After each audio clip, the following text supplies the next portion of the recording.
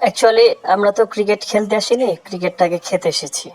দীর্ঘদিন যাবৎ দেশ থেকে দূরে আছি, আর দেশের মাটিতে আমরা ভালো খেলতে পারি। আমাদের প্রিয় মাঠ হচ্ছে মিরপুরের শেরেবাংলা স্টেডিয়াম, সেটা আমাদের খুব ফেভার করে।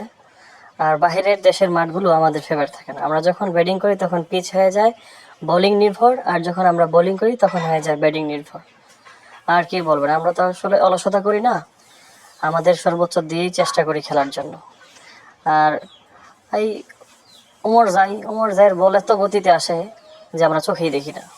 আর রশিদের বল তো এক জায়গায় পড়ে আরেক জায়গায় যায়, কিভাবে বুঝবো, কিভাবে খেলবো? আরেকটা কথা হচ্ছে, আমরা যখন ব্যাটিং করতে নামি তখন আমাদের দেশে ঘুমের সময়, দর্শকরাও ঘুমিয়ে পড়ে, সেই সাথে আমাদের ঘুমে ধরে। এই জন্য আমরা দ্রুত শেষ করার চেষ্টা করি। আর ব্যাটিংয়ে নেমে আমাদের মনে পড়ে গিয়েছিল সেই 2011 সালের বিশ্বকাপের কথা, যে বিশ্বকাপে আমরা মাত্র 58 রানে ওয়েস্ট ইন্ডিজের বিপক্ষে অল আউট হয়েছিলাম। বড়দের কথা তো মাঝে মাঝে স্মরণ করতে হয়, তাই না? আর বর্তমানে মানুষের ধৈর্য কমে গেছে, সবাই শুধু টি-20 খেলা দেখতে চায়, এই লম্বা সময় ওয়ান ডে ম্যাচ দেখতে চায় না। এই জন্য আমরা চাচ্ছি যে এই ওয়ান ডেটাকে কীভাবে টি-20-তে কনভার্ট করা যায়। এর জন্য আমরা দ্রুত শেষ করতেছি। আর একটা কথা হচ্ছে, আমাদের সব ব্যাটসম্যানরাই ব্যাটিং করতে পারতেছে, এদিক দিয়ে আলহামদুলিল্লাহ আমরা সন্তুষ্ট। ধন্যবাদ সবাইকে, ভালো থাকবেন আর আমাদের জন্য বেশি বেশি দোয়া করেন, আমরা যেন আরও ভালো খেলতে পারি, ক্রিকেটটাকে আরও বেশি খেতে পারি।